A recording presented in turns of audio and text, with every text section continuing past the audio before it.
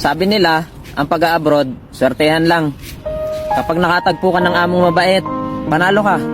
Pero kapag nakatagpo ka ng among salbahe, talo ka. Kapag nakatagpo ka ng among libre, pati internet mo, ang swerte mo.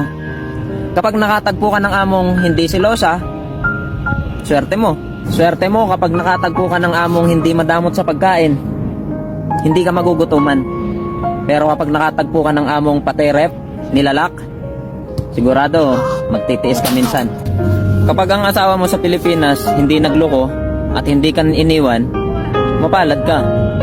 Pero kapag ang asawa mo sa Pilipinas nagloko, iniwan ka at sumama sa kabit niya, panigurado bubuuhin mo ang pangarap mo mag-isa. Kaya ikaw kabayan, handa ka na bang maging OFW? Nung hindi ka pa nag-a-abroad at nasa Pinas ka pa, pag sinabi mong wala kang pera, baliwala lang naman sa iba. Hindi ka pinapansin, minsan nga nilalayuan ka pa. Kahit dumadaan sa harap mo, parang hindi ka kilala.